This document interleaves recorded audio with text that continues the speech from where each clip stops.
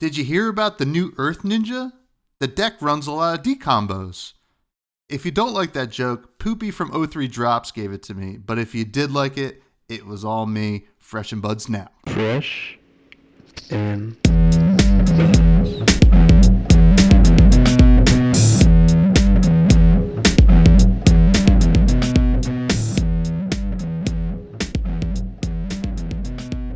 All right, folks, welcome back to yet another episode of Fresh and Buds. I'm your host, Tommy Fresh, and you are all of my buds. And today, I am very happy to welcome Bryce Platz from the AGE team. How's it going? What's going on? Welcome to the show. Thanks so much for having me, Tommy. I'm really honored to be here and to finally be going back to school and getting my BUD. How long were you sitting on that joke? Dude, I thought of it, I think in the shower like 2 days ago, and I was like, this is it. This is premium dad. I gotta send it. I love it. That is very similar to something I would do, and I appreciate it. So thank you for gifting us with that. We got a great show for you all. We're going to get to know Bryce a little bit. Then we're going to say goodbye to VISERAI. And, the Purple Man is gone. And we need to give maybe like an annotated history of the Purple Man, because it is one of the OG 8 heroes. So we'll see, how our thoughts are there. We'll get there. But, I don't think that far ahead, because I got to know more about you, Bryce. First, part of the AGE team. But before that, were you playing card games? Heck yeah, man. I have been playing card games. I think I got a like a video game version of a Magic the Gathering tutorial in a cereal box when I was 7 or something. And and maybe even before that, I was playing Pokemon. I remember I was like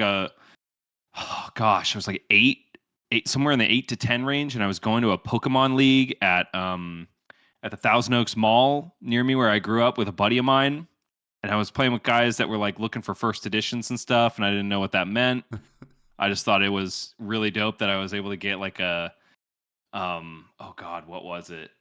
I fought for a promo Sizer, whatever. It's one of those Oldheim things. Yeah. But that was one of the coolest things to me. TCGs have I've got a really, really long history of them, and they're kind of ingrained into who I am, for better or worse. But yeah, so all that to say, like, my entire life.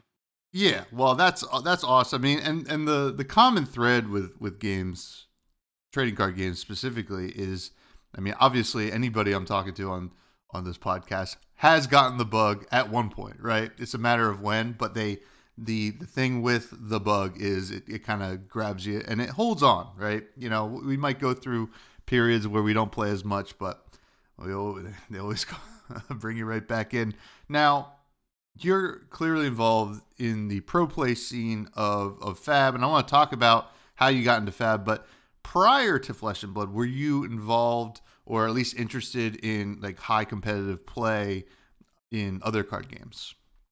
Yeah, so I think honestly the closest I ever came to being a real competitor was in Magic, but it never went quite to the extent of me having a team or even qualifying for pro tours or going to big events or anything like that. The crowning jewel, on the crowning jewel of my Magic career was winning. I think it was like an RTN level event at a local game store, and I brought that was during like the Return to Ravnica Innistrad block. Mm-hmm. And I brought Geist of St. Traff Bant Hexproof.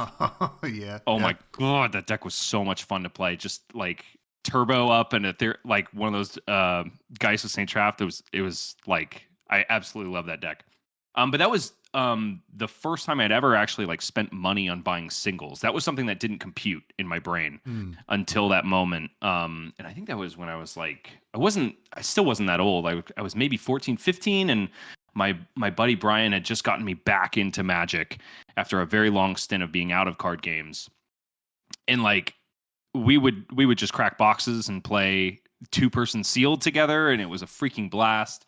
And then I went ahead and spent some money on some cards and made that deck. And like from then on, I was kind of sold on competitive play, but I didn't have a good way to engage with it. Mm-hmm. And furthermore, while I still hold a lot of love for Magic the Gathering, there's an inherent flaw in the resource system for me personally when it comes to competitive play. I'm not interested in flying around the world and competing in a game where 2/3 of the matches are non-games.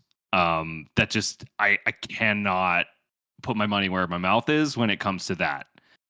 I'm sure we'll get to it later, but Flesh and Blood is a very different story. It sure is. And, I totally agree with you. And really, you don't even realize it at the time until you start playing games with other resource systems. But, it sucks to have non-games on your side of the table. But I also felt sure, it was good to win, but it never felt good to win against somebody that was having a non-game on their side of the table. I hate that moment where you're like shuffling up or whatever, you're putting your decks away and you're like, yeah, wow, you really didn't draw your lands there. That felt bad. And they're like, yeah, I guess my tournament's over. You're like, well, there's a good Chinese place next door. I don't, it doesn't, you're right. It doesn't feel good for anybody. And I want a game where I can confidently say that I lost it for me, right? Which sounds like I'm kind of beating myself up a little bit, but that's important. Like I want to be able to express skill. Don't get me wrong, it's a card game. There's variance inherent in the way card games work. But if I can do something to kind of manifest fate onto my side, then that is something that I will fly to Japan and compete in. Yeah, no, absolutely. And that is a good time to bring up Flesh and Blood. When did it kind of happen for you? Because, at this point in the game, going on 6 years, I talked to people that had gotten into the game at all different points. When did it happen for you? It happened to me all too late, because there was a person in my life who was pitching this game to me. I believe it was during Arcane Rising, because I remember distinctly him talking about how cool the way Ranger cards worked in this game and how each class had such a cool identity. But at the time I was like just not into card games. It was one of those things you were talking about, the sine wave of, being in or being out. I don't know if the being out is ever coming for me again, but at this time I was out and I was absolutely not interested in any new card games.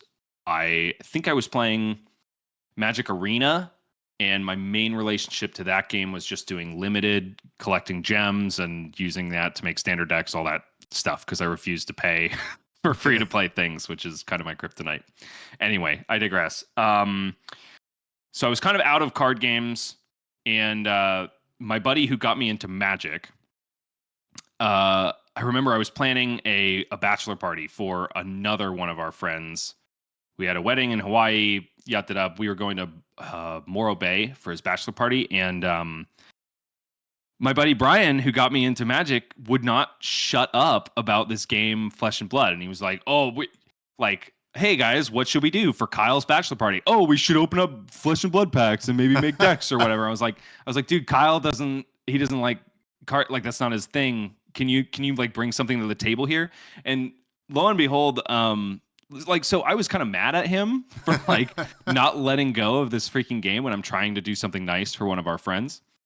And it got to the point where he and our other buddy, Matt, literally brought booster boxes of Everfest to this bachelor party. They waited for Kyle to get so drunk off of his mind that he went into his room and like never came out. And then they started opening these booster boxes. And I was still mad at them. I was like, seriously? Like, you guys can't think of anything better to do when we're all together for the first time in like a year? Whatever. But so I'm sitting there. Kyle's out. So whatever. I got to let this go. And they're just opening packs and packs and packs. And I'm sitting there and I love TCGs. So I'm just like looking at the cards, blah, blah, blah. Both of them pull stalagmites.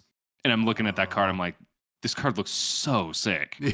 And then I'm seeing the block values. I'm like, this is the way my brain works. I'm the guy who gets something from IKEA and like throws away the directions because I just want to see if I can figure out how it fits together.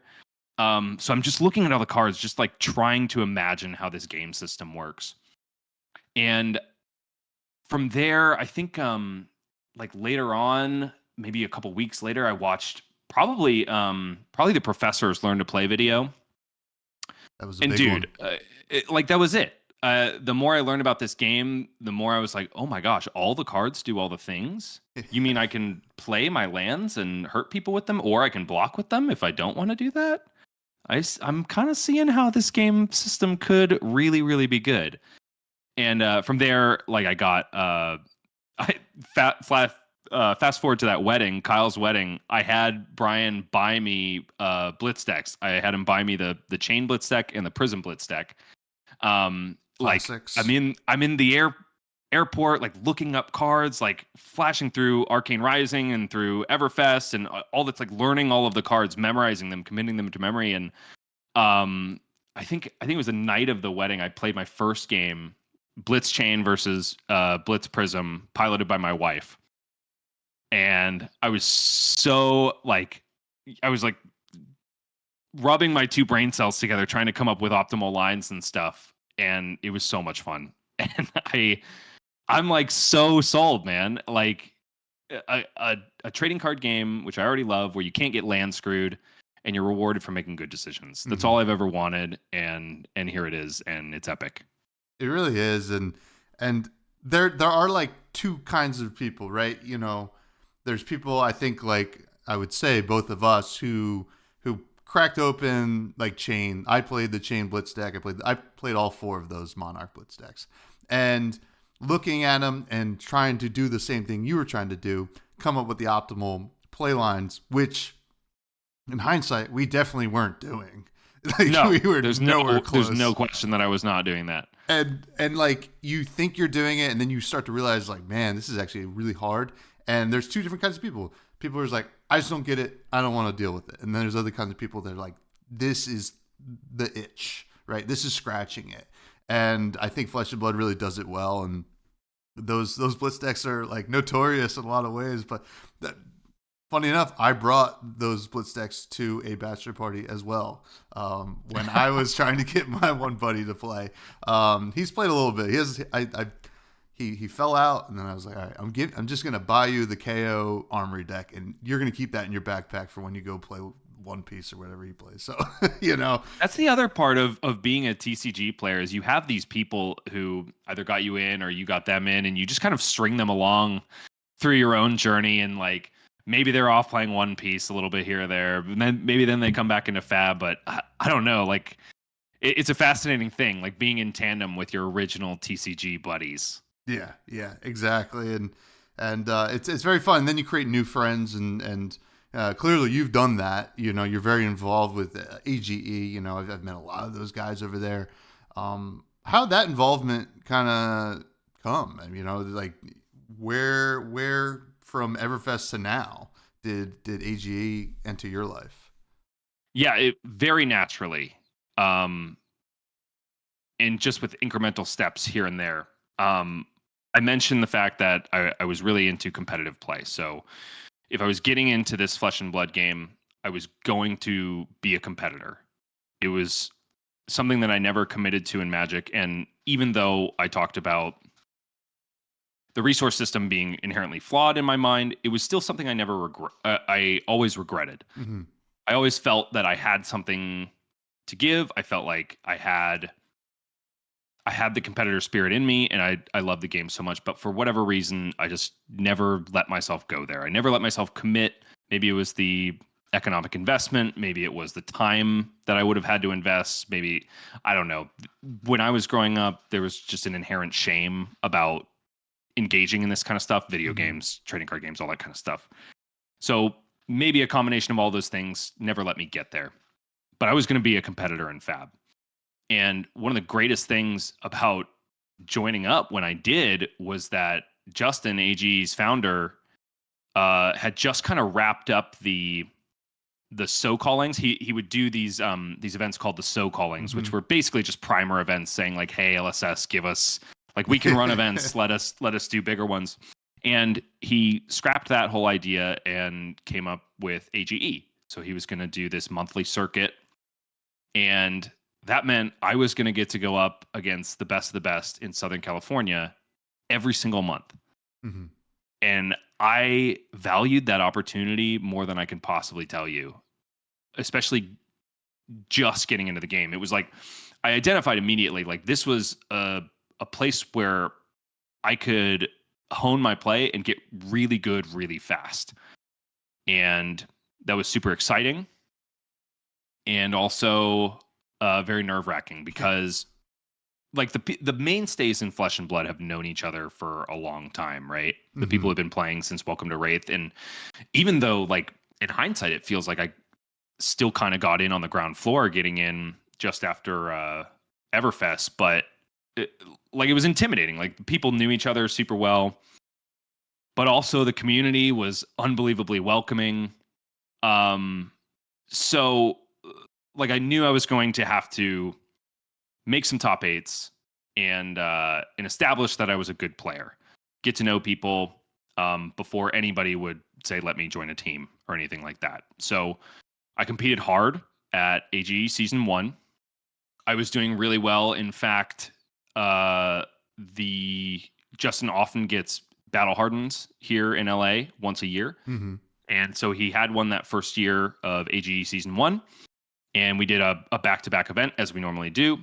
I did terribly at the Battle Hardened, but I made top 8 in the AGE Open that came the day after, which was huge because it was the biggest AGE Open of the year. I think it was like 80, 90 people or something like that. And that felt freaking amazing. Didn't end up winning that tournament, but that's okay. I lost to my now teammate, Matthew Vore, on Oldham, and that guy was so scary on Oldham. He's scary on pretty much any deck he picks up, but Oldham specifically was like, ugh.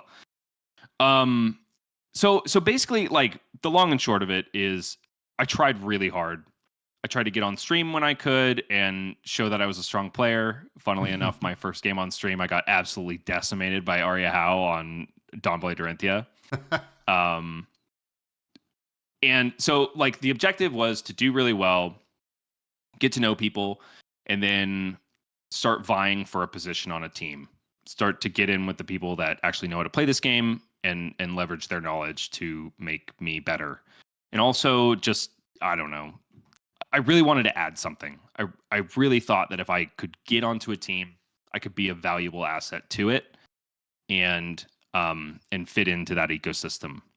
So it was happening pretty slowly because I wasn't doing as well as I had wanted to. I didn't make the Players' Championship that year, and it was all because I thought Ice Lexi was poised for a comeback. So I brought freaking Shock Charmer's Ice Lexi to the last AG Open of the year, and I went like, I don't know, 3-3 and didn't make it. I was in the top 6, whatever.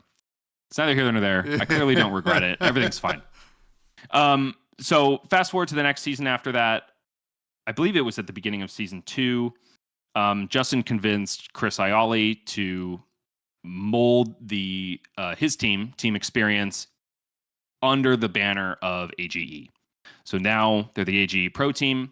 I had known Justin for a while. I had known some of the other players there. I made my intentions very clear. Like, I really want to reach the next level of this game. And ultimately, like, this was one of the most important lessons to me, and still has been since I've done it the first time. Don't leave opportunities on the table. Actively seek them out, and you will be rewarded for doing so. There were so many opportunities where I could have kind of just shrugged and like walked over to the other side or left an event early or something like that. But no, I walked straight up to Justin. I said, "Hey, I want to be good at this game. I think I'm valuable." And so when they formulated the AGE Pro team, he thought of me, and he stuck his neck out for me, and I will never forget that, and I really appreciate it. So then, yeah, what was the question we were talking about? How did I get more involved? Listen, it was basically that. It's that. I mean, like, listen, I love that story because, you know, it shows an important thing. You know, you knew you had a knack for the game and you wanted to be better, but like also with that came this self-belief that you had something to offer, and that's something you actually just brought up multiple times. You know, just like I knew I could do it, right? And you said like you could have shrugged and walked away, but you knew, right? And like that's like an important kind of lesson for anybody listening, whether it's Flesh and Blood or anything else, is like just know what you can do and stick to it. And I think that's an awesome thing that you were able to do. And I will say it's awesome that you're starting to do the streams with AGE now as well. And I got to say, this is something that I actually really respect about you and admire, is this ability on streams, right? There's no shortage of informative YouTube content out in the world, right? Especially on Flash and Blood now, we're getting more and more all the time. And a lot of it's great, right? But what you're able to do is go live and be informative, right? I think that's kind of a skill, right? To be able to just do it, like not on the fly necessarily, but kind of on the fly, right?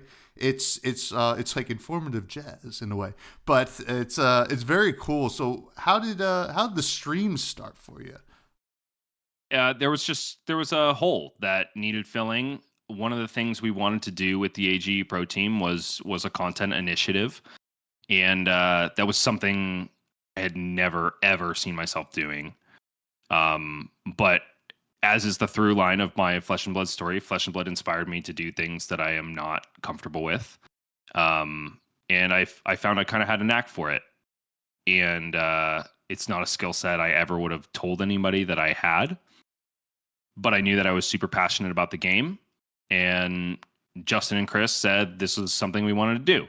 Also, I have a lot of background knowledge because I am a cameraman in the film industry, so I know gear. I know gear. I know networking, and also I through watching really amazing actors do what they do, and also subpar actors and directors.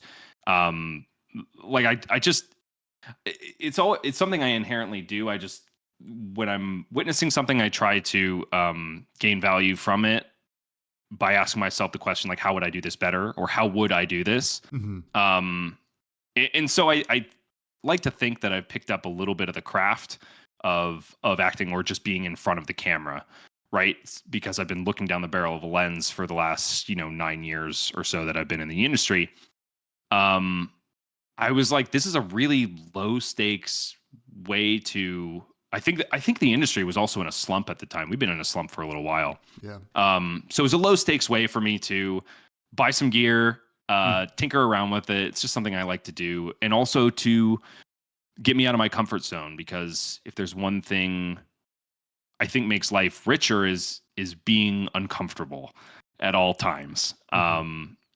Not to say that I want to be itchy or like covered in hives or anything. I want to be pushing the bounds of what I feel like I can do. And this was definitely another opportunity to do that. I felt like I had the time.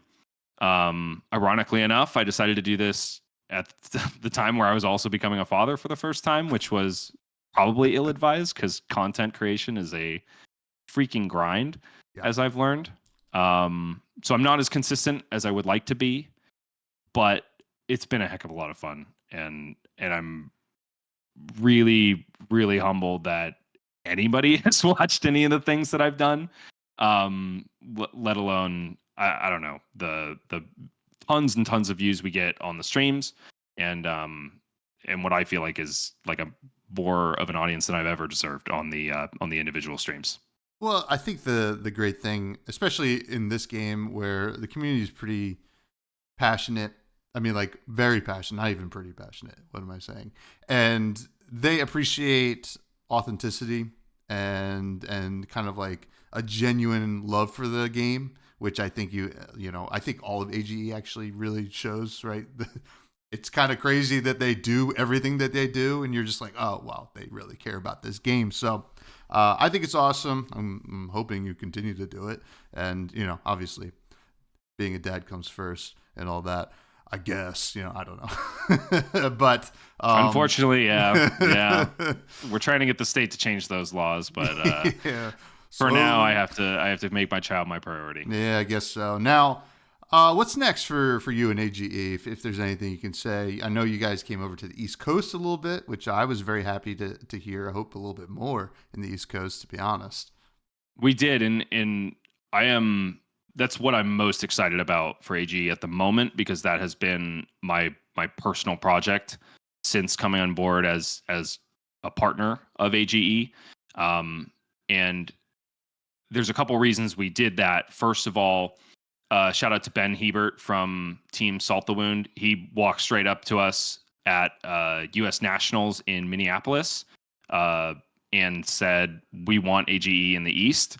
And we were like, "That sounds interesting." And we didn't really have any plan to do it, but we were like, "Yeah, we have to keep that door open. That's great." And so the reason we went where we did was because we had somebody that was passionate about starting it up with us and liked what we do out here in the West. And then the second reason was that we were thinking about developing a remote broadcast system. And this was like the perfect opportunity on a silver platter presented it to ourselves, and we took it. And so I put it together. I did my gear thing, and Justin and I worked for about a solid week before AGE East, getting it all set up and building a studio space in his unfinished garage, and we made it happen. And it was another one of those situations where, like, I knew I was doing the right thing because I was uncomfortable. I was having to bring my baby over to Justin's house while we would work all day. We spent good money on new gear, and up until the night before the event, we didn't know it was going to happen. If it was going to happen, because you guys had a massive snowstorm. Yeah. The week prior. And so Ben was messaging me on Discord saying, like, "Hey, I'm definitely not making it out. We're going to get 12 inches of snow. I hope attendance doesn't suffer." But also, like, Justin was flying into Boston, so there was a very real chance that his flight never gets there, or even if it does, maybe there's road closures, which, like, I don't know, maybe in hindsight is just a Westerner not understanding how snow works, which is entirely possible. But yeah, we were worried that, like, his flight would get canceled. He got a notification, I think, from American Airlines, like, "Hey, heads up, might not happen." So we're like, sick. We've got a lot of people hoping for this. We're desperately hoping for this because we want to show what we can do. But the stars aligned and it all worked out. And man, it was a blast of a day. Like the East knows what's up. I really, really enjoyed learning about new people and telling new stories. And I think that identifies directly with the mission of AGE. It's a player-first organization. We don't make money on these events. In fact, sometimes we lose a little bit. But like my interview with No Block Jacques, that was case in point. What we're trying to do with AGE. Like, he was a brand new player, never expected to be on stream that day, but there he was, and he had a blast. So made it all worth it. It was a really, really cool experience. Yeah, and whatever. I'm biased. I'm on the East Coast, but I'm not even in New England, and I know for a fact that is a pretty underserved area in terms of events. Like, anyway, like, they had a calling in Hartford last year, and then maybe a Battle Hardened again in Hartford this year, and we've never had anything big in Boston or anything like that. So, like, just the fact that you guys came out and did it, which was, like, just really exciting, and, like, gives some hope for more of that, like, kind of grassroots movement here in the East Coast. So listen, here at Fresh and Buzz, we love it. So let's keep it coming. And since the question was what is coming next, our plans are to remain in the East 100%. I will say that here and now. The rub is the fact that Justin and I have lives outside of AGE. He's about to have a child. So the intention is 100% to basically copy paste what we do in the West to the East.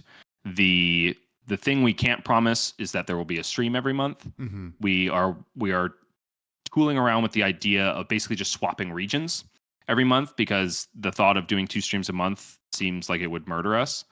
Just because there's a lot of legwork that goes into it. and we also have to devise a way to like get the gear over to the east. We have to figure out a partner to make it so we don't have to fly Justin out there and get him a hotel room every month. But 100% our goal is to maintain AGE East. We got the most amazing reception there, and we are nothing but inspired to come back. That's awesome. That's awesome. Now, it's time to get down to brass tacks, though, Bryce. We got to talk about some Flesh and Blood trading card game, the new classic TCG out of New Zealand by Legend Story Studios. The Fresh Faves. This is a segment where I'm going to ask you a couple of your favorite cards in the game. Starting off, first, who is your favorite hero? Lexi Livewire. Easy. She was my first hero that I really committed to in this game. New Horizon was the first legendary I pulled out of my first ever box, which was Tales of Aria, of course.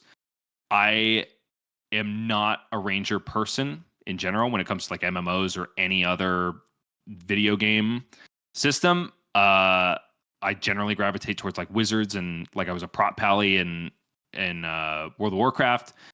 I like healing, I like tanking, I like supporting. Ranger is not on my list of things I like, but I pulled the legendary, and so as fate would have it, I committed to it. I'm an economic gamer first and foremost. I include white borders in my deck, so I just committed to what seemed kind of fated. And dude, it was such an amazing ride. Like I played her when it was ice heavy. The first deck I ever built with her was Death Dealer Lightning in Blitz. It was so much fun. Like Ranger is such a versatile class, and Lexi herself had like 3 iterations that I played over the course of her lifespan in the game. So I absolutely love that hero. That's all I can say about it. It's a great. I don't remember the last time we've had somebody answer Lexi, if ever, to be honest. I mean, I'm honestly surprised we haven't had more, because Lexi was a fan favorite for a long time now. Yeah. What's your favorite weapon? So I had to think about this a long time. Easy answer would be Voltaire, but I think it's got to be Death Dealer. And I think it's because of that Lightning Blitz deck that I built. Like before I actually had sat down in front of anybody, I spent hours goldfishing on Tabletop Simulator with that Death Dealer list, just trying to figure out like how many Death Dealer activation snapshots I could get in a single turn, how many cards I could draw. Because I mean, coming from Magic, I'm like, you draw cards. That's what we like to do. Mm-hmm. So yeah, man, that was my first real weapon in the game. So I'm gonna say Death Dealer. Death Dealer it is. Now, what's your favorite equipment? I'm gonna pivot a little bit here. I'm gonna say Carrion Husk, which was my second legendary I ever pulled. Yeah. Dude, like the Chain Blitz deck. I've said it a million times. I think I said it on that documentary that the 3 floating guys put out for Flesh and Blood.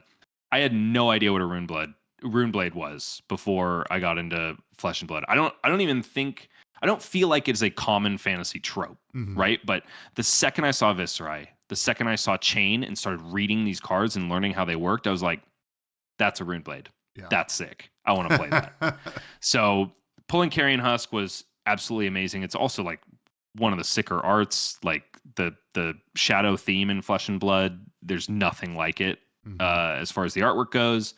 And the mechanics and the flavor intertwined in that card are just out of control. So short answer, Carrion Husk. Listen, you didn't even mention it blocks 6. I mean, that is also pretty good, I've heard. Yeah. Now, what's your favorite card you throw into your deck? You know, it could be any action card or reaction item, instant. Yeah, I'm gonna say.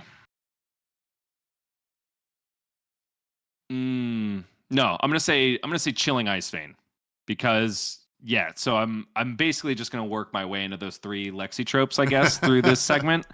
I've got my lightning representation with Death Dealer. I've got my ice representation with Chilling Ice Vein. Like that deck was so cool. Like it puts up numbers, but it also has meaningful on hits and can control aggro decks out of the game. I'm an ice lover, but that's probably just because I played it and didn't play against it. You think we're getting the Lexi replacement anytime soon? So High Seas, I think without a doubt has a Ranger in it, right? Because of Trench of Sunken Treasure. that was a very odd artwork to print in Outsiders, I think. Granted, Riptide has like piratey tropes in him or whatever, but I think seeing that, it's a pirate set coming out next, there's no question that there's going to be a Ranger coming back. Is it going to be Lexi? I kind of don't think so. I don't view Lexi as a pirate. I don't think it should be off the table. It could be kind of sick, but also I just don't think that's what it'll be. I don't know if we're going to get a Lexi reprint, man. And I would be okay with that because like my experience playing her, all of the different archetypes, like I don't need it to be anything else. That was my beginning in Flesh and Blood. I'm okay to close that chapter and move on. But yeah, there's something so close to my heart about being a specialist with Lexi for a long time. Like I don't think I'm ever going to be a specialist again because nothing is ever going to speak to me quite in the same way. So like I can leave it in the past. Yeah, I mean that's kind of beautiful actually. I'm tearing up over here. Now, me too, man. What class and talent would you be if you were in the world of Wraith? I'm going to do a big pivot here again. I think like I would never, ever play Guardian in Flesh and Blood. But I think I'd be a Guardian. Cool. And it harkens back to like the way I think my personality fits in these fantasy role-playing games is like I really like being the tank. I really like being a support. So like I think it would be like ideally it would be a cross between like Jarl and Braum from League of Legends. Like the Braum is here for you, you know? Like I like being the shield. I like facilitating my teammates to do dumb things, and I think the Guardian is the class that does that in Flesh and Blood. Awesome. Now, would you be a Shadow Guardian so you can play Carrion Husk too? Dude, now we're gaming. Holy. Can you imagine a Guardian with a 6-block chess piece? Too good. Too good. All right. Yeah. I'm on board. And now I want to know, we've had quite a few sets now. What's your GOAT set? What's your greatest set of all time? This could be whether what it did for Constructed, its limited play, its overall vibe. I'm going to dodge slightly and give you two answers. Number one, limited set. I think it's the Hunted, man. The Hunted limited is so much freaking fun. And I did not expect to like this set at all. In fact, I was there at Worlds in Osaka, and I was so disappointed that we were going back to Volcor. I wanted something new. I wanted something fresh, and we were getting yet another Ninja Assassin set. I was so fatigued of those two classes. Uprising did not particularly speak to me from a thematic standpoint. Like the whole Phi thing, I could take or leave. Dromai was my biggest enemy as Lexi. Yeah. Icelander was cool, but like, what is she doing there? Yeah. Honestly, besides being like the anti-point to fire, I don't know. So I was really disappointed. Then I started playing with these cards and playing the limited. I did a complete 180. This is one of my favorite sets of all time. Yeah. Then I'm going to say Outsiders because it buffed Lexi to Oblivion. Yeah. But also Outsiders, the vibe, the pits. Yeah. I love that. Like give me a gritty, dark set that feels, I don't know, like The Witcher or I don't know, like anything dark and dingy. Like that's why I loved Monarch. I love the Shadow archetype. I love Outsiders. Like I love getting the flavor of this world, not through the lore, but through just the little bacon bits that you get in the artwork and the flavor text. And in Outsiders, it's chef's kiss. Oh yeah, well, it gave me my favorite hero, Riptide. So I'm right there with you. And like you're preaching to the choir. Collapsing Trap. I mean, the vibe of that card alone, I'm like, what's going on here? I need to know, and I want to play it against Ninja. But we do have to say goodbye. Not to the podcast, but to a hero, VISERAI, one of the OG 8 heroes out of the first 2 sets, has hit Living Legend. The first one to do it. Looked like Dash was going to do it for a hot second, and Azalea is close behind, but VISERAI did it. So before we talk about like an annotated history of the Purple Man, what's your relationship with VISERAI, the now living legend VISERAI? Good night, sweet prince. My relationship to VISERAI harkens back to what I said before about not knowing what a rune blade was until I saw it. Mm-hmm. In VISERAI, like I'm going to give credit both to VISERAI and Chain, like 50-50, because I see it as like somebody who has basically made a deal with the devil or has somehow been forsaken and is now tied to this blade, right? Like think I guess it's like Arthas from Wrath of the Lich King, right? Mm-hmm. He's his soul is consumed by Frostmourne and because of that he's gifted eternal power, right? So VISERAI is like, dude, everything in the art and the way he works, it was just so cool. It was like if you could take Battle Mage and turn it up to 11 and make it way cooler and edgy and stuff. That's what VISERAI was. So he was the first hero besides probably Chain that I really wanted to commit to playing. At the time that I was getting into the game, that was also right before he Living Legend in Blitz, and I think the game that did it, I watched a guy do a turn 0 OTK, and I was just like, this is absolutely crazy. So I never got to play with Bloodsheath Scalata or anything like that, but I built him during kind of the slump years, back when the best thing we could do was Mavrian. I don't know, slump years for me, back when you could do Mavrian, Shrill of Skullform, Rosetta. That was like the best turn you could hope for. Best bread and butter turn. I know other people will say like, man, if you didn't play back in Arcane Rising when you had no Gloom Veils or no Mavrian Skies for that matter, like you don't know what you're talking about.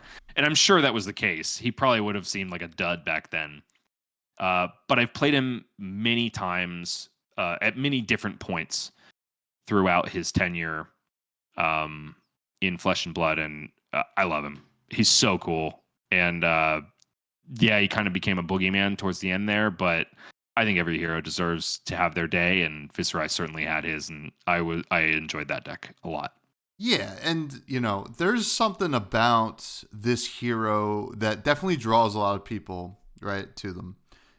Clearly very cool looking, and like we know a ton about this hero, but like also nothing, right? Like from a lore perspective, like like you get like these hints and stuff like that in the cards, but like there's still so much more story to be told, and I think LSS right now is like, thank God he LL'd, so now we can actually start working on the next edition of VISERAI.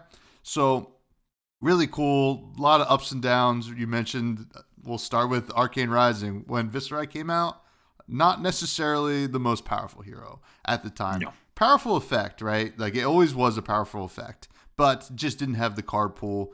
I think Azalea and VISERAI kind of felt like that of Arc, where you had Welcome to Wraith heroes kind of pretty solidified. People knew what they did. That was a pretty balanced set, I think, for the most part. And then you got a Dash, and Kano did Kano things. Kano, I don't know. Really? I don't really remember what Kano did before the combo piece. I'm blanking on the name right now. I think it was pretty tempo-y. Yeah. You would hinge on things like Aether Flares and play a lot more action speed, and then do the Icelander combo at the end. I'd have to consult with my teammate, the Wizard expert, of course, but I'm pretty sure that was kind of the game plan. Yeah. So we have this unique kind of, like you hinted at it, right? Like we don't really know outside of Flesh and Blood what a rune blade is, right? Like this isn't like a normal class, right? That you see in other games or even video games for that matter. And then you get this like, hey, we have spell damage and physical damage. We're combining it together. Here's a rune blade, and he does this cool thing. Released in Arcane Rising, didn't really get some staples until Crucible of War. That's when I believe Mavrian Skies came. Which is the biggest staple. Like that really made VISERAI like hum at all for a long time. Mm-hmm. And was there anything else in Crew that he really benefited from, or was it really? Was it Gloomveil as well? That was Everfest, actually. That was Everfest. Yeah. I mean, Everfest did a lot. What about Mortrid Tide was not in Arcane Rising, I Mm, don't think. So that might have been Crucible as well. that might have been. Also Reaping Blade, I think, too. Yes, Reaping Blade was in that set. Yeah.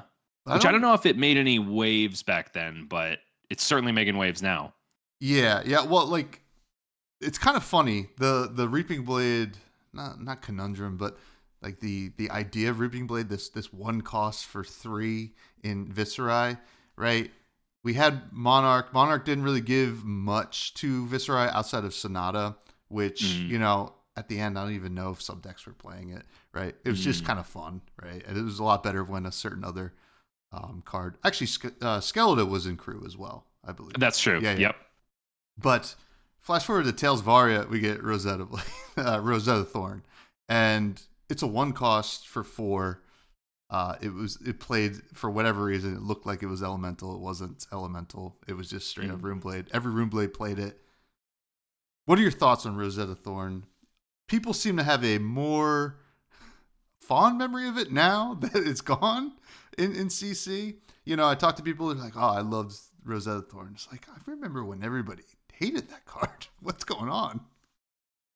I always loved it. I thought it was I just thought like you're gonna get me anytime you've got 2 things. Flavor that goes in line with the archetype that you're presenting to me. Mm-hmm. Extra points for Runeblade because, like I said, I had never seen that done before. And 2 things that break the rules of the game system. One of the reasons I really fell in love with Ranger, yes, I'm digressing to Ranger once again, is because like arrows really felt like you were being a Ranger. You didn't have a weapon that hurt anybody on its own. You had to use it to load these, kind of on rate arrows, but had that had insane on hits, Mm-hmm. right? So like I literally felt like I was pulling something out of a quiver and then shooting it at my opponent. And I was like, that is so hard to do in card games. Rosetta Thorn definitely feels like the quintessential I am doing the Runeblade thing, which is like I'm, with one hand I'm doing something super powerful and magic-y, with the other hand I'm swinging a sword, and because I'm doing both of those things I'm rewarded with this super powerful effect that is not great if you don't do the Runeblade thing, but if you do, you get to break the game a little bit. Yeah. In a game like Flesh and Blood, which lives and dies on its game system, I think it shows the depth of card games when you can so painstakingly design a game system and then learn the rules and then break them this way and that, and that's what makes the game interesting. So Rosetta Thorn did that, so I give it big thumbs up, even though it killed me and killed some of my opponents on many occasions, maybe unfairly. Yeah, I mean, it was kind of. I mean, this is kind of off the Viserai, but like similar. Briar LLs on a deck that wasn't playing Rosetta Thorn, which was was like kind of a sweet bit of poetry there, but. Yeah. By AGE competitor Charles Dunn, no less. Yes, of course. Now, it was kind of funny. So Rosetta Thorn shines, but there was also this pre-ban of Duskblade before Tales of Aria came out. I remember people were like, what the heck? We're getting a ban of a Majestic that's coming out in a week. And I remember I pulled a cold foil and I was like, oh, okay. Devastation. Pretty cool. Which I do think it would be probably pretty good in Viserai specifically, and probably also some of the other Runeblades. But Rosetta Thorn was great. Now, you hinted at it with Swarming Gloomveil, and it was the first set you kind of entered in. The first real sauce that Viserai got was in Everfest, where we got Swarming Gloomveil, Revel in Runeblood. Oh man, I feel like I'm forgetting another one. Like these they changed the way the game is played for Viserai. Mm-hmm. Did you register that when you started seeing those Runeblade cards? Because you said you kind of looked back, you're looking at Viserai cards, looking at chain cards, you understood like what this class does, but you're kind of getting to the game. Do you realize how good those cards are right then? Honestly, I have to admit that like I wasn't. I would say I was kind of when I got into the game, I was at the tail end of Everfest. Mm-hmm. So I think those cards had kind of already had their impact before I really saw like I did not know Viserai before Revel in Runeblood and Swarming Gloomveil. So like the first time I saw him, I was like, that's insane. And clearly that is what this deck is designed to do in some way, shape, or form. Like if you're not running Revel in Runeblood, are you playing Viserai? So like it was clear that those are his power cards to me at the outset, but I didn't get to experience that rollout, and that must have been some heck of a ride if you were a Viserai specialist seeing those cards roll out. Like that must have been like seeing Infecting Shot or Codex of Frailty for me. Like I was like, ooh, we're gaming. Yep. I mean, it was like when I saw Plan for the Worst. I was like, that card. There we go. Yeah. All right, now we're cooking. Now, which side note, that card's insane, and we can maybe talk about that later because that anyway, card is insane. Yeah, I want to talk about that more. Yeah. But golly, I just I had to look up what other cards came out. But Vexing Quillhand, which was a staple. Oh my god! Everfest. Of course. Runic Reclamation was in that. I mean, it ended up being the de facto popper for Viserai for a long time. Shrill of Skullform, you had already mentioned that was kind of like the thing. Also, I realized, and you know, the Viserai fans out there are probably screaming at their iPod, not iPod. What year is it? Jeez. Yeah, they're listening on iPod shuffles for sure. Yeah, I wish that would be so much cooler. They're screaming at whatever device they watch or listen to this on. That I'm missing a certain legendary in Tales of Aria, which is dude, Boots, Mr. Dr. Spellbound Creepers, of course. Which that changed the game as well. I mean, you think about those Boots and Revel and Runeblood. That was the combo for a hot minute there.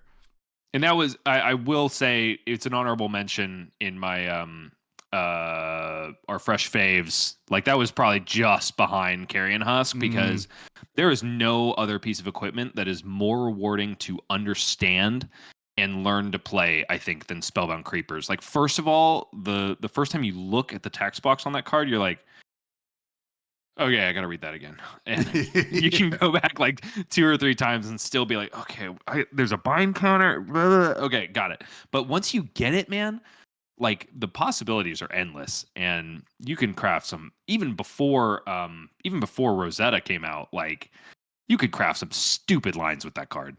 Oh yeah, and I mean, I gotta shout out Gary, aka Mr. Viz, who is in mourning this week.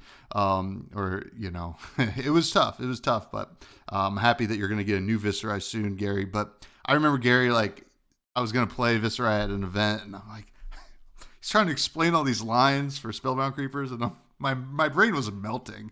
I was playing only Leviah at that point, so like, you know, it was just like, I'm a brute guy. I'll try the Viserai thing, and then I was like, oh, I'm not smart enough, but it was a good time. Now, got the real sauce. Kind of pushes Viserai to the skeleton ban, I believe, if my timeline's correct, because the OTK was just very powerful and kind of oppressive for some decks. Do you think it was the right call? The Skelata ban? Yeah, it had to have been. Yeah, it had to have been. Like that Blitz game I saw that ascended Viserai to LL, like it was like watching what I understand Yu-Gi-Oh to be. Like the game's over before it even starts, and that's just, I don't think that aligns with the ethos of what Flesh and Blood is about. So I 100% think that was the right choice. Yeah, I think so too. Although I know some people out there are like, no, they took it away from us. Now, after that, we kind of got the dark days. You know, Viserai had like the spot in the meta, in that triangle meta that people would talk about. It was just like, it was a little bit more of like a hexagon or something like that. But it was Chain, Viserai, Starvo, Prism to a certain extent. Skeleton ban happens, kind of go into the dark days for a little bit. Still like a deck that can be played. You get some cards here and there. Not a whole lot of support from what I remember in Dusk Till Dawn, but the final push of Sauce that led VISERAI to just hit LL was in Rosetta, and there was no shortage of good cards for VISERAI there. I want to shout out Deadwood Dirge. That card's pretty insane. I would say, let me scroll down. I mean, even Haunting Rendition is like just an insane defensive card. People aren't really playing Hit the High Notes, I don't think. But Machinations of Dominion, Malefic Incantation. I mean, it was like they forgot that they were supposed to make cards for Florian or Aurora at some point. And they're like, we're just going to give Runeblade or VISERAI everything. Rune Ranger Swarm. Jeez. Yeah. Succumb to Temptation. Snuff Out. I mean, it doesn't even, it never ends. I distinctly remember that when the spoilers were rolling out, and I think it was when we saw Malefic Incantation and Deadwood Dirge. I posted in the AG team Discord. I was like, you guys, it's the Vin set. I'm building Vin set. And like, I was like, dude, all these Runeblade cards are really favoring VISERAI and Vincent. And that was definitely what I was brewing early on. Like I was leaving Florian and Aurora behind. I was just so stoked to play the Purple Man again. Mm-hmm. And like in hindsight, you look at it and you're like, LSS really, really wanted to push VISERAI over the finish line, and it worked. And I think, listen, we had a lot of time with the Purple Man, and part of me thinks, and this is just kind of a guess, is that LSS has the replacement in the chamber somewhere, and they were just waiting, and this was their kind of way of just kind of, all right, go on now. Got to be a pirate Runeblade, right? I think maybe one more set until we get another Runeblade. I really hope so. I don't want to see a pirate Runeblade. That might kill the archetype for me. Yeah, that might be a little bit too much, but that's the story of VISERAI. Kind of goes all the way to RTN season 2025, and he's gone. Oh, rest in peace. Good night. Yeah, good night. Oh, it was such a fun ride, though, man. It really was. It's always bittersweet watching heroes ride off into the sunset, but for all the faults you could throw at the Living Legends system, I think the fact that the game is supposed to be story centric and identity centric around these heroes, and ultimately that moment where they ascend and all the discords erupt, all of the socials erupt, and everybody says goodbye, like. That moment is so cool every single time. Not only for, the catharsis that you get by letting go of one of the identities that you've held so dear in this game, but also because of what it does for the game. Like it's a patch in itself. It's a buff to so many heroes that haven't seen the light of day. It's a nerf to certain ones that have been preying on. You know what I mean? Like. I just love all the mechanisms that keep this game so fresh. Yeah, as do I. And before we get to some listener questions, I gotta ask, what you already said Ranger in High Seas. What are the other classes? Ooh. This is wishful thinking. I really think and hope there's a new class. Mm-hmm. Yeah. I have heard people talking about Necromancer. If it is Necromancer, I think it's going to be not exactly like Necromancer archetypes we've seen in the past. I think if it's as simple as like raising the dead and making allies, I think that's a little bit too close to Illusionist, and to like magic archetypes that we've seen in the past. Like blue black zombie, I'd be like, that's kind of been there, done that. But it's kind of interesting because I think if the Hunted wasn't the last set, I definitely would have said Assassin. Mm-hmm. And also if Fang didn't come out in the last set, I probably would have said Warrior. Interesting. So I'm going to say Ranger, X, which we'll say Necromancer as a placeholder. And, oh my gosh, it's so hard. I want to be so right, but I know I'm going to be so wrong. This is not my strong suit, by the way. Speculation. You Let's want say Brute. Brute? Because like people have said that Brute like doesn't kind of fit the mold of pirate, but I'm kind of like, I think they fit the mold way better than any of the other classes people have been speculating about. Like, I feel like there's always some kind of Brute on a pirate ship, like in right. any media. Listen, he's always in the back of the shot. He's Yeah. definitely an extra, and he's got like gills that are coming out of the side of his head and stuff. Yeah. But he's there. He's got the red bandana and earring, just like everybody else. So Yeah. I'm with you, man. I think it's gonna be a Brute. I think it's Brute. And then I would say maybe Mech shows up just because guns. That's pretty I've heard much. a lot of people saying that too. That's Yeah. curious. Yeah, we'll see. It'll be interesting. And you said you want to talk about Plan for the Worst before. That card is Let's sick. do it, dude. I mean, that Let's card's do awesome. it, dude. Can we just indulge each other and talk about our favorite Plan for the Worst lines that we pulled off? Is that something we can do? Yeah, I can tell you Okay, sick. exactly my favorite is recently playing against Slippy. Slip to the cracks. They attack with a 0 for 3 go again, as they do. And I go chain reaction from hand, load, Plan for the Worst into the arsenal, flip it, reveal it, take a look, go get some traps. I mean, they like, just had to attack with daggers like twice after that. But like, it just felt so good. Pretty sick. Yeah. So I had a Talishar game where I was messing around with one of my teammates' lists. And I finally got to line it up. It was against the Levia. I keep mathing this back out in my head to make sure that it all lines up, but I promise you it did on this day. They were either at 6 or 7 life. And they go, I have a full grip. They go, oh my gosh, what's the new 2 for 6 she got? Not the Demigon, the Cthulhu looking guy. I'm a caster, I should know this. But anyway, that new expansion slot card. Oh, the one that discards? No, the one that still banishes 3, but if you banish 3, you get to play 1.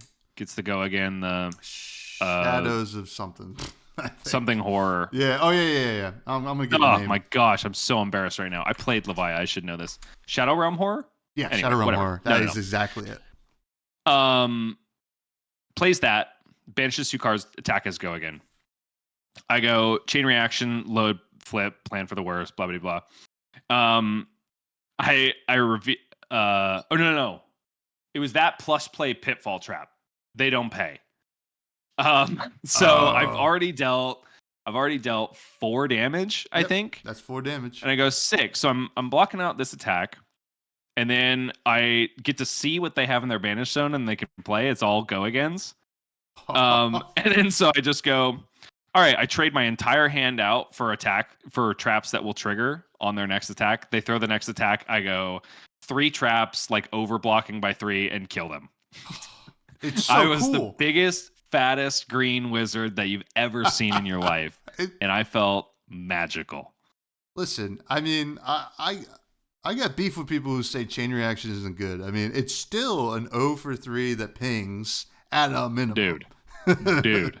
I really want to employ it with. I don't know if the support is there, but one day I want to homebrew a silly deck where you chain reaction 3 of a kind on their turn and just have a dumb amount of cards going into your turn. Probably not good in Riptide, but hilarity, absolutely. It is. I tested it. It's a little awkward when you just draw more traps and you can't play them now. But it is so cool. I mean, my favorite is to chain reaction into Blood Rod Trap, which is just like a buttery play, and they're just like, and then my favorite also, is flipping Codex of Frailty, and then they start to like overthink it, and then you'd never play it. You just play it on your turn. That's hilarious. It's so sick. Now, we got some listener questions, and then we're gonna say goodbye. First one, this for anybody who doesn't know, you can submit these on the Buzz Discord, free for anybody to join. It's in the show notes below. First comes from former guest Boosting Spendog. Where did the pro team come from? I think we answered a bunch of these. How were you invited? How did you get that amazing hair? We didn't ask that. And why did you decide to go pro? I think we did answer that. So how did you get that amazing hair, Bryce? Well, yeah. First of all, thank you for my self-esteem boost for the day. I, as fate would have it, I grew it out of my head, but I also it's a fairly new thing for me. I've been growing it out over the last like 2-3 years, kind of because I was afraid I was going to start losing my hair, and I had never done this before.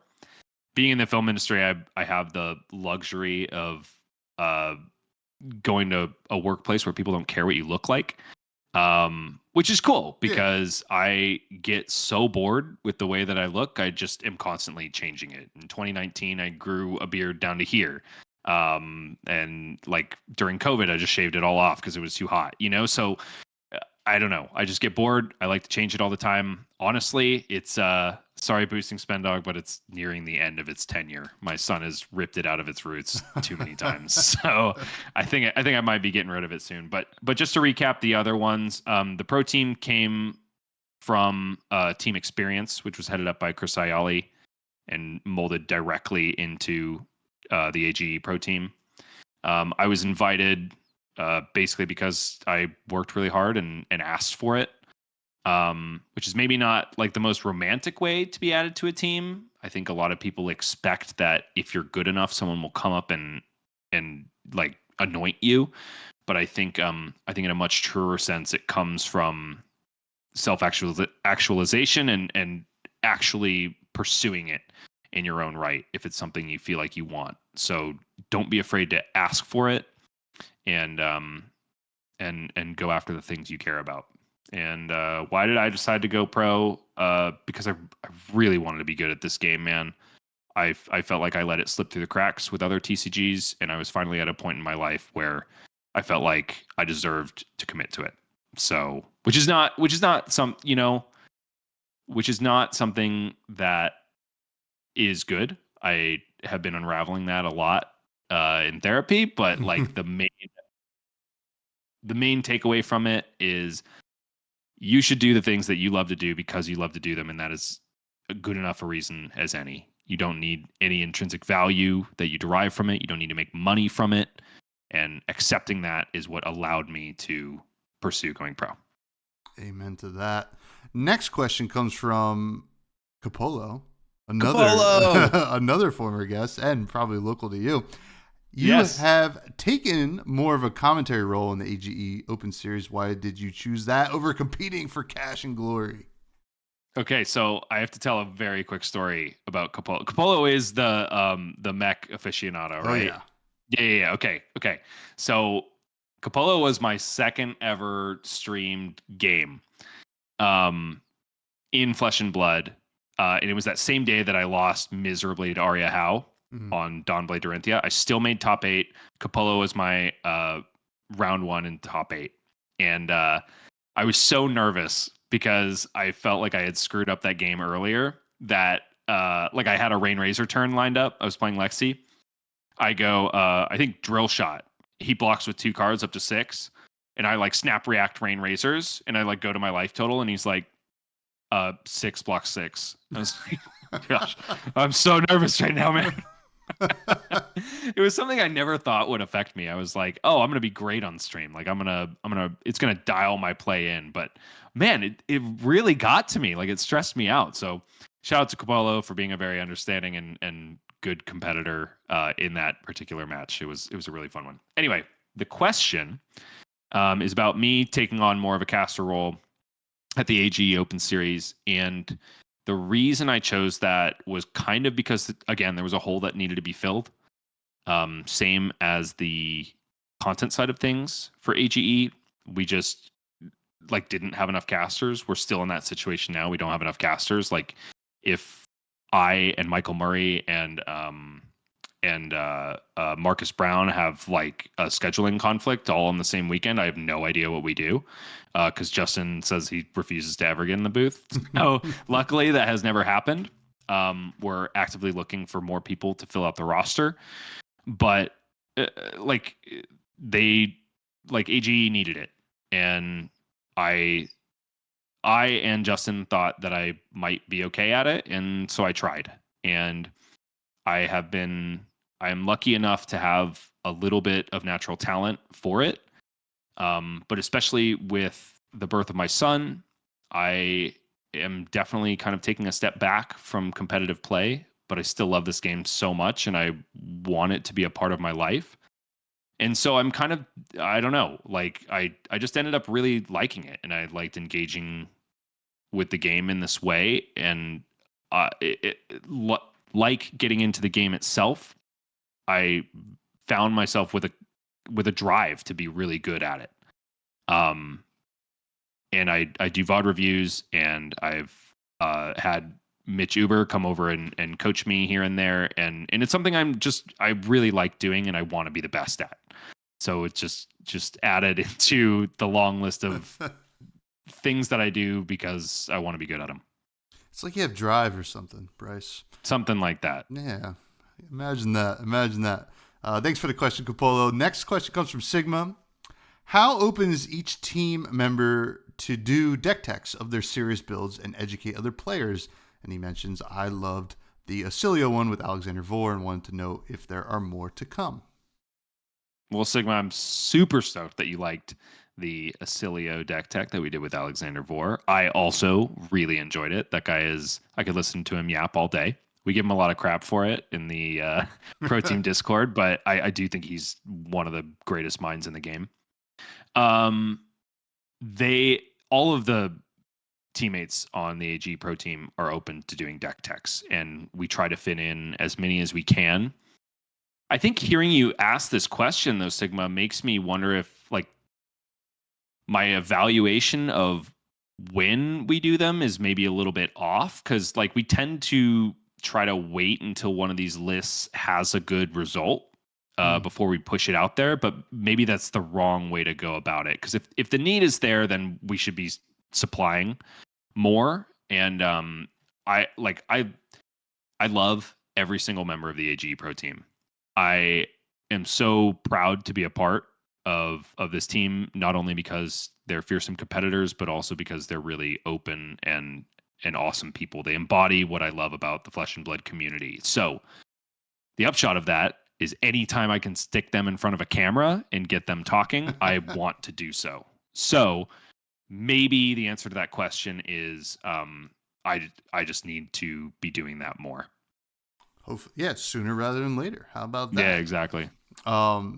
Next question comes from Nathaniel from Bold Brew Games, who asks, if LSS said you could design a set, what classes and talents would you want to design it, or to design in it? Something like that. That's tough, Nathaniel. That is very tough. But you better believe there's going to be a ranger in it. I think I have really liked the, from a limited standpoint, like the triangle shaped sets. And I will include outsiders in that, even though there were 6 heroes. I do feel like the 3 classes kind of fits that mold. So I think it's going to be Ranger.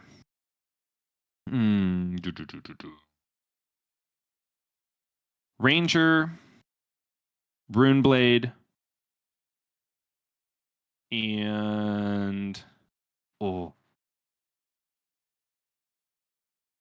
let's say Guardian, man. Ranger, Runeblade, Guardian. I was gonna say Wizard, but I kind of feel like that's been done in Rosetta.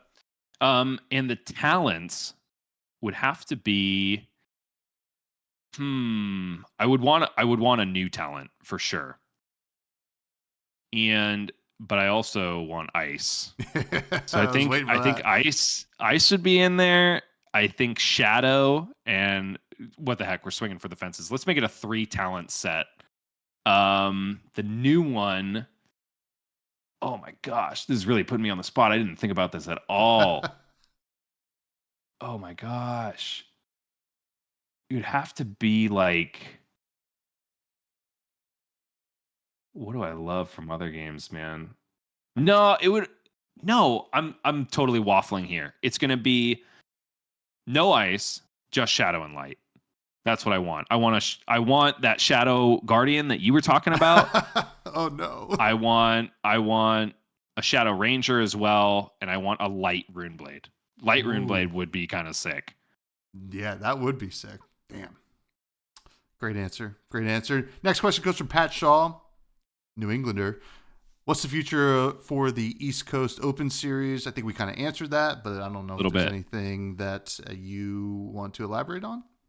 Pat, for one, thank you so much for checking it out. We like I told Tommy, we received a really warm welcome from New England, and we are anxious to get back there. So the future is not 100% certain for AG East at the moment. We are actively pursuing more dates in the future, and if we had our choice, we would simply copy paste what we do in the West and do it in the East.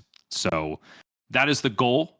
And if we are able to do that, we will probably not be able to commit to a stream for both regions every single month. But you better believe we want to be there because you guys were awesome, and we want to go back. Awesome. And finally, Junior asks, Are we in The Simpsons season 7 of Flesh and Blood? Interesting, Junior. I think what you're saying with that is like the golden age of Flesh and Blood, right? Which is curious. I'm gonna have to quibble with you a little bit. I kind of think like season 4 for me is like golden age Simpsons. Okay. I don't really know why. I grew up.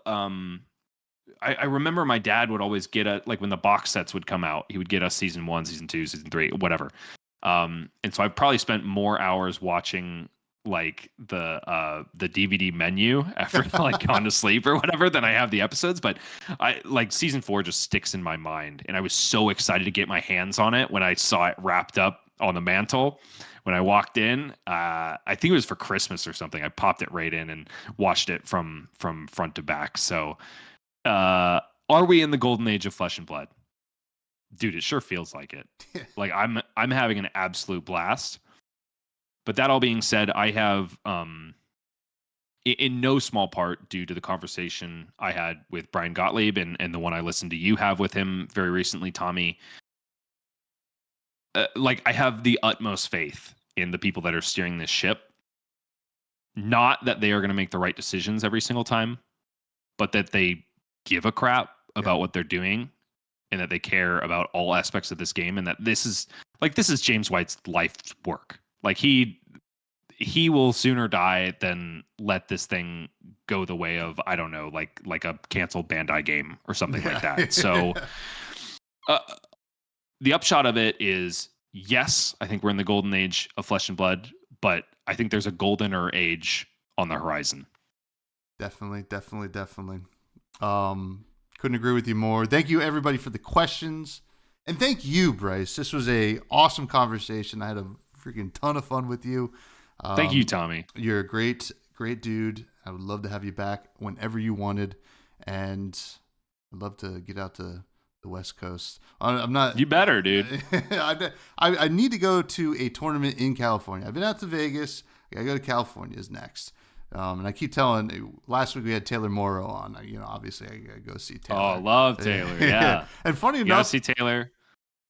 You and Taylor, I think, I don't know if it was Junior who asked the question, the golden age of Flesh and Blood, but somebody asked it last week, and I think you guys answered it almost word for word. So it sure does feel like it, which was like a little crazy to me. No, not crazy, but obviously two great people, two great answers. Can you please plug everything you like to plug? And thank you again, my friend. Here we go. Join the AG Discord. Join the AG Discord. You can follow me on Blue Sky. You can also follow Arcane Games on Blue Sky. It's Arcane Games and Events .bsky.social, whatever the end of that tag is. For me, it's just at Bryce Platz. .bsky.social. You can follow our YouTube channel. That's Arcane Games and Events. There we post every single one of the streams that we do from all the AGE Opens, as well as the Players' Championships, the Battle Hardens, all that stuff. And we've also got plenty of content coming out of the AGE Pro team. That's deck techs. That's interviews with Brian Gottlieb and other influential peoples in Flesh and Blood. Just your average everyday streams where we try to inform and entice the regular Flesh and Blood player into getting back out to locals and playing some good old-fashioned Flesh and Blood. Amen. Please do check it out.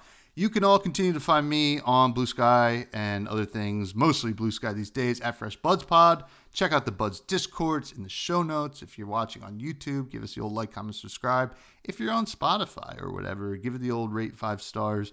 And tell your friends. Tell your buds. That's what it's all about. And if you like indie video games, I do a podcast with my cousin called Fresh Juice. Tommy Fresh and Maddie Juice. So we do that weekly. That's in the show notes below as well. And finally, Bryce, I always like to end every show talking about food. Can you hit me with something that's going to make me hungry here at midnight on the East Coast, and I'm going to probably go down to my fridge and eat something. Something to make you hungry. So, I'm going to tell you about a little sushi spot that I stumbled into in Japan the first time I was there. It was an omakase place, so it was like $100 and some odd US dollars. But the thing that I will never forget about that meal is this just delectably marinated, big fat hunky chunks of bonito tuna. It was like deep dark purple, and it was marinated to perfection. I'm sure in like a little bit of soy sauce, a little bit of magic dust, whatever the heck they did back there. But that was the single best piece of fish that I have ever eaten in my entire life. And it was the coziest place. I had a cold glass of sake in front of me. I had my sister and brother-in-law and my wife next to me. And it was a memory that I will cherish and hold dear forever. And I can taste that bonito now, and I hope you can too. I love omakase. You just feel the love going into the food right in front of you. It's awesome. Awesome. But with that, I don't think we have time for Charmer. But please, everybody, stay fresh. Thank you, Bryce. You're the best.